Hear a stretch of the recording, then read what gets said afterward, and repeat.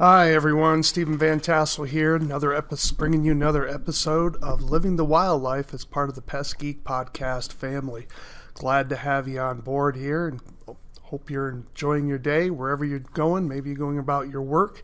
It is a beautiful day here out in central Montana. Cold, of course, but 4,000 feet elevation. What would you expect? So please take some time and make sure you sign up for the podcast. We'd love to have you on board with that. And also make sure you take a few moments and drop me a line and tell us about what you think the podcast is doing. Give us some ideas and what you would like to have done for future podcasts. And even if you have criticisms, we'd be welcome to hear them. How do you get a hold of me? Well, it's wildlifecontrolconsultant@gmail.com, wildlifecontrolconsultant@gmail.com. Would love to hear from you. So why don't we get right to it today? This was a question that was sent to me some time ago, and I'm getting around to it now. It was basically, what are some do's and don'ts for starting your own wildlife control business or PCO business? So I'm going to only discuss 5. So think of it as the 5 do's or don'ts. Whatever you do, you can always avoid the opposite, right? So basically 5 ideas or concepts to keep in mind before you start your own wildlife or pest control business. So that's what we're going to talk about today. And it's an important question because maybe you're listening to this podcast and maybe you've done some fur trapping or maybe a little bit of pest control for somebody, and since, maybe things that are, trapping someone's mice, and you're like, I need a career, I need to do something with my life, and you're thinking about this pest control gig. And so this will give you some ideas to think about so that you avoid some of the pitfalls, because there are a lot of them when starting your own business. There's an old saying that says, why do we have education? Because making mistakes is too painful. So the goal of education is to try to avoid common pitfalls and mistakes that can occur in whatever activity you're involved in. So you're learning from the experiences and trials and pain and sweat and tears of other people. So in that way you can improve your success. I can tell you right now, there are people today that are doing quite well, and part of the reason they're doing quite well is they're smart and hardworking and that sort of thing.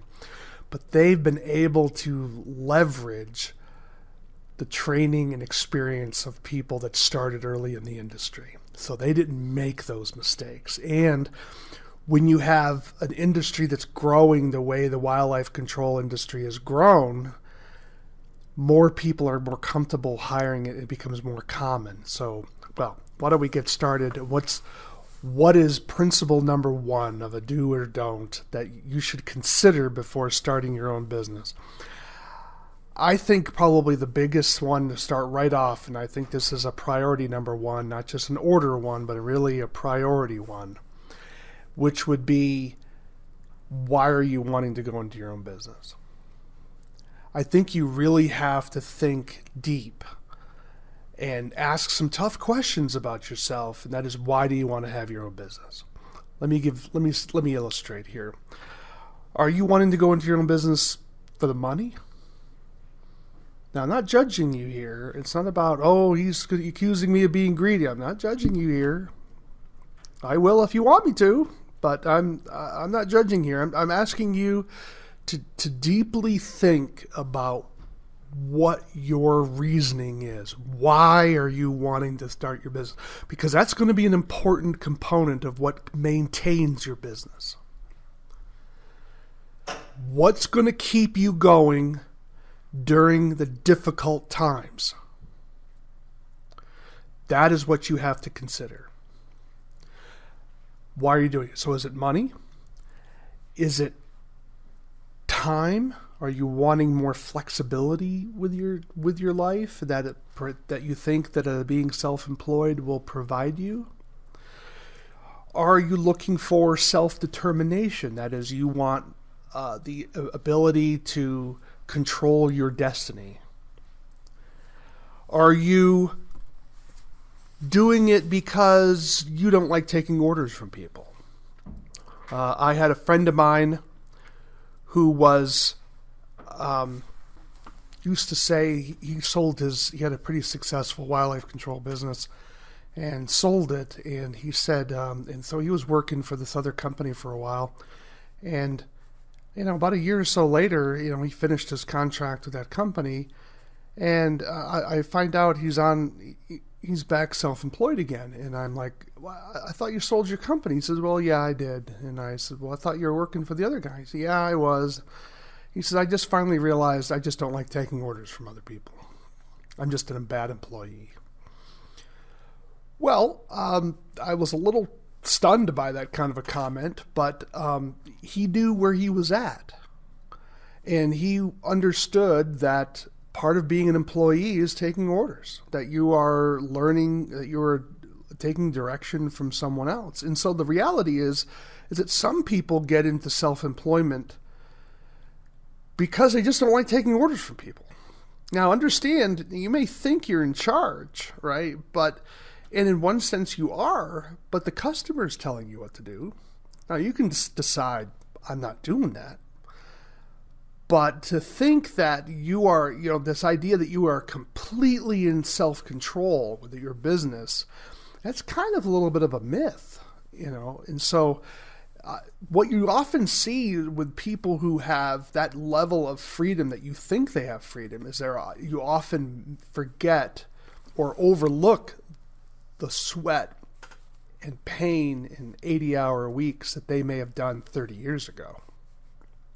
And so now you're looking at someone who is able to reap the benefits of the hard work that they put in a long time ago. And so don't think that self-employment is easy and that it's just easy money. I mean, there's a lot of mythology out there, the rich are screwing people over and, they're just able to oppress people. And I wish more people in some ways would become self-employed because then they would realize just how hard it is. And it's not for everybody. So I'm not here to try to discourage you from starting your own business per se. What I want you to do is have a very sober assessment on what your motivation is for starting your own business. Because if you're in it for the money, you may find out there's a lot of money there, or you may find out there isn't as much money as you think, or that it's taking you longer to get the money you think. Because one of the challenges with the wildlife control field and the pest control field is that you make more money by working more. It's not an expandable business in the sense, or a leveraging business in the sense that if you write a book or create a widget, once the book is finished, you can make money on selling that book without really adding any extra effort to yourself because other people will sell it for you. I sell books and I have books on Amazon and some of them are ebooks because I've taken some of my books and converted them into ebooks. But those books are selling whether I'm sleeping or not. That's not going to happen in wildlife control. It's a service-based industry. So you only make more money by doing more work, and you can't multiply yourself. So it's not an ability where you can simply create a widget and have someone else manufacture it, and you're getting a commission on that. So it's a fundamentally different field in that regard. That doesn't mean you can't make some serious money in wildlife control. You can, but you're going to work for it. Okay. So first rule: what is your motivation? What are you trying to get out of this? I've seen people in wildlife control work, and I've wondered, why are you in business? You would make more money working at McDonald's. And the fact of the matter is, the reason they're in this wildlife control business is because their ego won't let them work at McDonald's, which is sad because their ego is costing them money and a better life. Okay. So rule number one, what are you doing it for? Rule number two, or do number two, find out if your spouse, primarily this is a male-dominated field, girlfriend, whatever the case may be, are they on board with it? Now, I want to be very serious about this. This This is serious stuff. Don't just simply flippantly ask them, do you mind if I start my own business? Or what do you think if I'm starting my own business? Because they're just generally going to tell you what they think you want to hear. So like a kid who comes home with their drawing and everyone claims it's beautiful when it's just awful, right? You want to find out whether they have your full support. You need to find out, are they going to give you the full support? Because here's the problem. Self-employment, there's no punching the clock. See, when you're working for somebody else and you punch that clock, as soon as you punch the clock at the end of the day, you're done. You can forget about everything related to that job. When you're self-employed, the job never leaves you. You're thinking about it all the time. Now, you're going to be asking, did I remember to close that trap? Did I remember to send out that invoice? Did I remember to take care of payroll? Did I take care of taxes? Did I get the oil changed in the vehicle? Do I need to market this person? Do I need to order more business cards? Do I need to get more paperwork? Plus all the regular things you have to do in life. What happens is that you can find that you're being self-employed, it can consume you if you let it. You need to be sure that your spouse is completely on board with you. And that means they will understand when your 8-hour day turns into a 12-hour day or a 14-hour day. And that you may do this for 2 consecutive weeks. Because I can tell you, things can get a bit old and people can really strain their relationships when their business consumes them. Because you may find that you thought all this cash was flowing into your wallet and you're making all kinds of money, and then you find out that you're not making all that kind of money. And you quit your job and whatever the case may be, and now you've got a mortgage or rent to pay, or maybe a car payment or a truck payment. Whatever the case may be, you may find out you've got to keep hustling because you're barely keeping afloat. Ask your spouse, ask your mate, will they help you? At least if they're not, I'm not talking about them going on a ladder and helping you on a roof or something. I'm saying is having someone being willing to pick up the phone when a phone call comes, taking care of some of that office work is going to be important. And if they're not willing to do that, are they willing to be a self-employed widow? Because that's what you may be for a while. Now, your business may be awesome. Your business may take off and you're making plenty of money, and that. I'm just saying, there's going to be some of you out there that start your own business and you're going to find out, oh my God, this is a lot harder than I thought it was going to be. That's something you need to find out. You need to have that really truthful, forthright, recognizing the horror that may be in front of you, because then if it's less than that, then all things are good, because you don't want it to cost your marriage starting your own business. And it can be very, very stressful. Number 3, make sure you understand the law in your particular state or location. That means the business law, the law, licenses required to do wildlife control or pest control. What type of insurance is required? Do you have to have a business license for the community you're in? Can you run a business out of the location where you're living?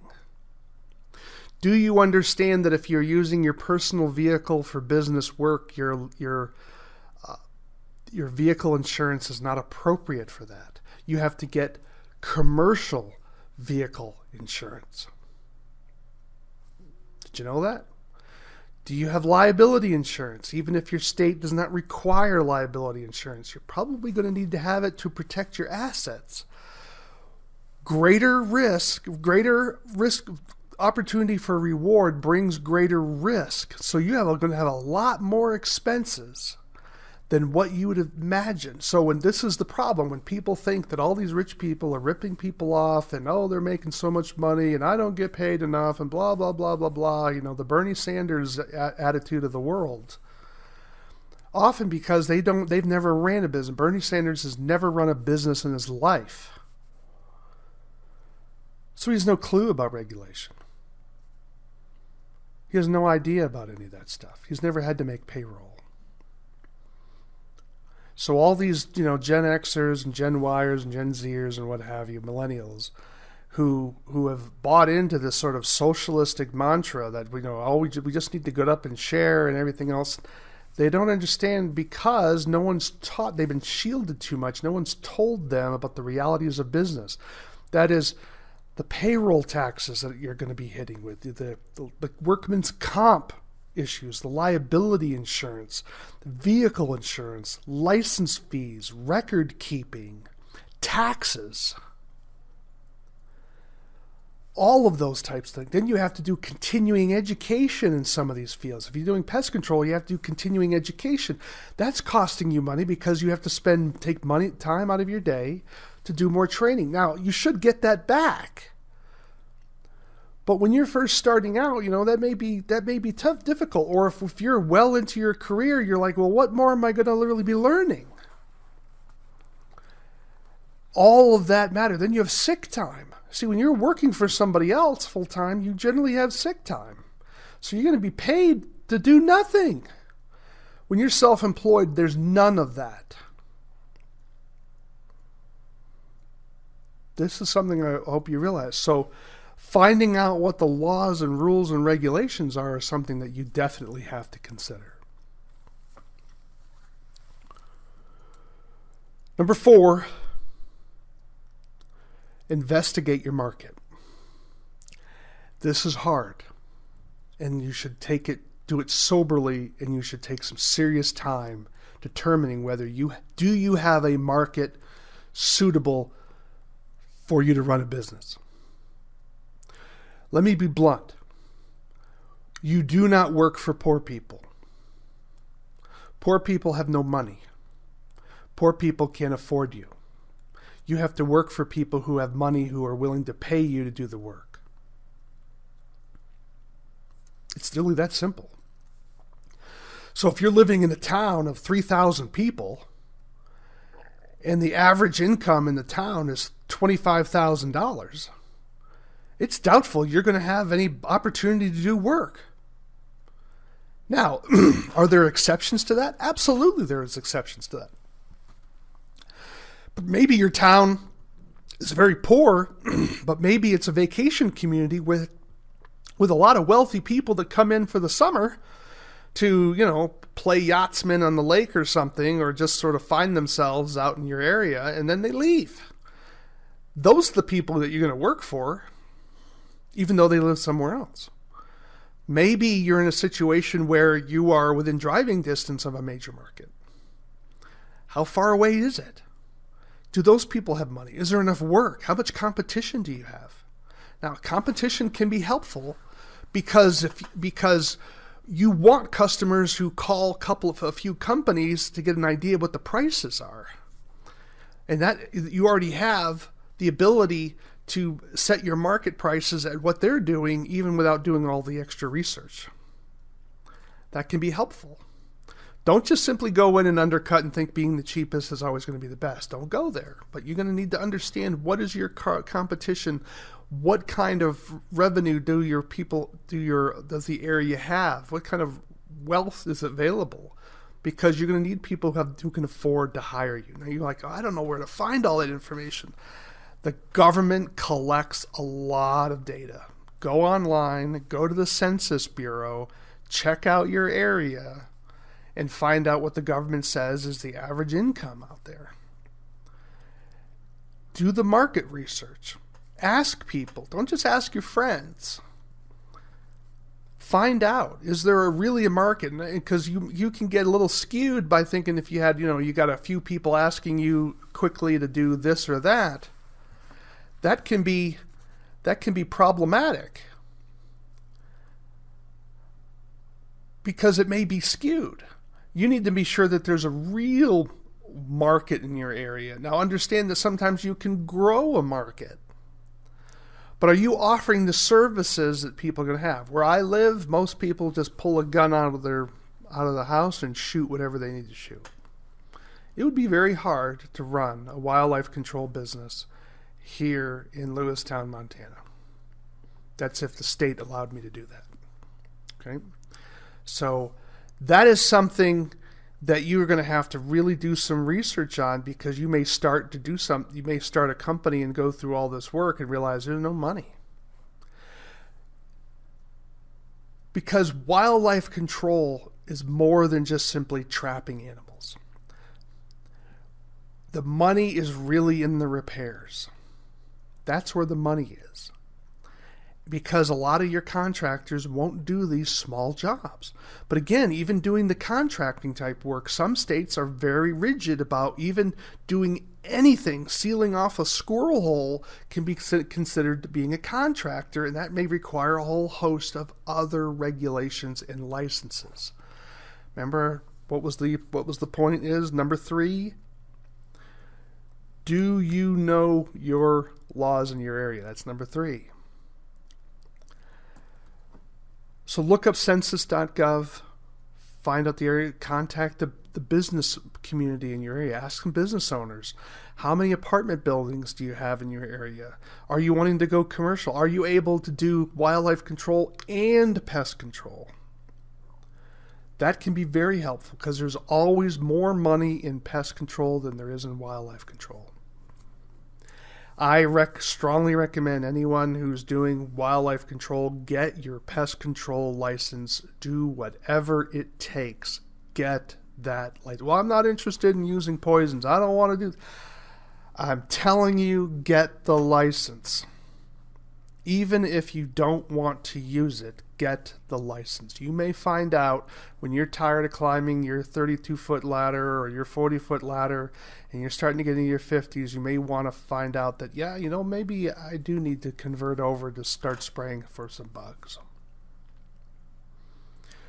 The beauty of pest control is the regular service calls. We don't have that really in wildlife control. I had customers, I had them once, never saw them again.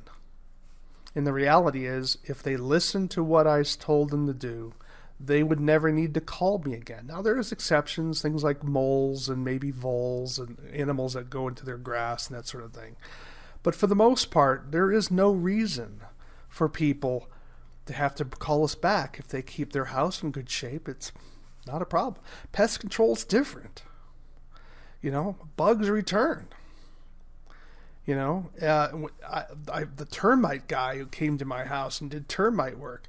Oh my gosh, I couldn't believe it. They were getting after they finished the work and I paid them for that. Then I had to pay them a fee every year to quote unquote warranty the work. And they were supposed to come in. That was supposed to include an annual visit. They didn't come. It wasn't until I had another swarm that I had to call them and say, hey, I got another swarm out here, and they came out and then had to do some more work. But I was paying them I think it was like $100, $125 a year to do nothing. Think about that. You have 1,000 clients at over $100 a year, and you don't even show up to do your inspection of that, your annual inspection. That's a staggering amount of money for doing nothing. Okay? Get your pest control license if you're really serious about doing it. You will find that opens up a lot more flexibility for you and gives you a lot more leeway and a cushion to help make sure you're maintaining the likelihood your business is going to be successful. Number 5, I'm going to encourage you to start slow. There's nothing wrong with starting part-time, keeping your day job, doing some of those small works, getting a feel for your market, starting to buy a little bit of equipment, getting your name out there. And that's something I forgot to mention. Pick a good name. Think long and hard about it. Make sure you're not stepping on somebody else's trademark. I'm going to encourage you to consider having a business name not associated with your own name. Now, there's nothing wrong with having a business, Van Tassel's Wildlife Control. Nothing wrong with that. But here's the problem with it, though. If someone hates you personally, they're going to hate your company. Having a personal identification on your company, I had my company name was Wildlife Removal Service, wasn't tied to my name. So if I sold it, it wasn't tied to me. Now, if you're in an area where your family has a long-standing history in the community and you're well respected and, maybe your grandfather was mayor or whatever the case may be, then trading on that name may be an advantage for you. It may be worth it, right? But think hard about your business name. Think about your logo, because you want to build that brand, and it takes years to do that. And you want something that you're not going to be ashamed of in 10 years, because you have to be thinking long term about this. So going back to point number 5, start slow. Get your work. Get your liability insurance. Just start off doing some small jobs, finding out if you really like doing this. But remember, the transition from part-time to full-time is a big jump. Make sure you're developing some cash flow. Make sure that you have enough in the bank.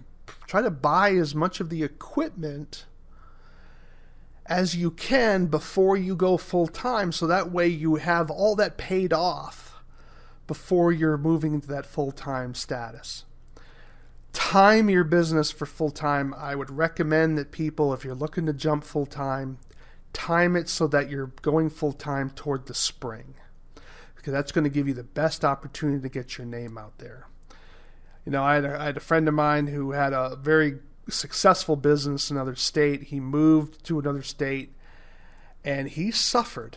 He's a pretty sharp guy, hard worker, really skilled, really knew his stuff, and he struggled. It was hard for him the first couple of years to get his name out, partly because the population area that he was in was quite small. Remember that population thing I told you about? And it took him a while to find his niche. Well, this year, things have really exploded for him, which is great. And that can happen for you, but you have to hold on enough. I'm going to encourage you to probably think about 2 years. But if you're doing part-time work, for a few years, well, obviously that may shrink your time for going, the amount of time you need to convert to full-time, but that you're going to be really successful in that full-time. But there's going to come a point where you're just not able to keep a day job and do all this part-time work. What can help you is that if you're doing part-time work and you're getting really stressed for time, just raise your prices a little bit. And then keep socking away your money so that when you make that full-time conversion, you're ready to go. And crunch the numbers. Just, sometimes if your motivation is money, remember, make sure that you're going to have a good chance of getting what you want to get. Make sure you keep checking in with your spouse. How's this still going? Because it's very easy to get full on into your business and destroy your marriage. Destroy the relationship with your kids. And ask yourself, is it worth it? Sometimes people are workaholics because they're running away from something. And that's something you're going to have to think long and hard about. So I'm getting heavy here, but this is serious business. No pun intended. You're going to have to think long and hard about what you're doing here. So let's go over those 5 do's and don'ts. Number 1, be very clear about why you want to have your own business. Do that gut check. What are your real goals are? Write them down. Think about them for a while. Don't make a flippant answer on this. Number 2, make sure your spouse and family are on board with this. Women need to feel security. So if you're going from I've seen people go from great jobs and then go to self-employment and like, what in the world are you doing? Hey, you got to make sure the spouse is on board. Because remember that health insurance? When you're self-employed, you got to pay for it. It's not your boss anymore. Number 3, know the laws. All the laws, and there's a lot to know. Number 4, investigate your market and competition. Develop a good, you don't have to do a business plan. There's a book out there that says, the 1-page business plan. I would encourage you to look at it. You don't have to have, the idea is it just helps you write out some of your bigger issues that you need to think through. You don't have to have this multi-page business plan, but you need to be asking yourself the question, what is it? Why do I think I'm going to be successful? And then you got to think about what are the threats that may make me not successful? What happens if you fall off the ladder and really hurt yourself? It can happen, right? Do you have a good business name? That's part of that competition thing. Are you going to be able to find a niche that you're going to be able to fulfill? And are you going to make a living off of that? And then lastly, I'm going to encourage you to start slow. Nothing wrong with that. If you have a family that has a long history in contracting and self-employment, you may be able to start pretty fast, maybe go full-time right away because you have that support network. But if you don't have that support network, I'm going to encourage you to start slow. Take a drive, find somebody who does wildlife control on the other end of the state. Ask to do a ride along with them. Being part of an association or finding some people. That way you're not in your immediate area because they're going to be your competition, but you want to reach out and learn about the ins and outs of the business in your own state. And you can do that oftentimes with people on the other end of the state because you're not going to be in competition with each other. Build those relationships. You'll find that be incredibly helpful. Follow those 5 points, and you will improve the chances of having a successful business. It's not a guarantee, but prepare yourself. The more you learn, the more you study, then you finally have to make a decision. Are you going to go full-time, or are you going to stay part-time, or maybe walk away from it entirely?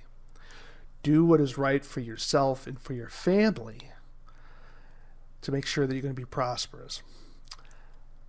Hope you found that helpful. I'm Stephen Van Tassel, Wildlife Control Consultant. You are listening to the podcast, Living the Wildlife. Why? Because we want you to live the wildlife, not be the wildlife.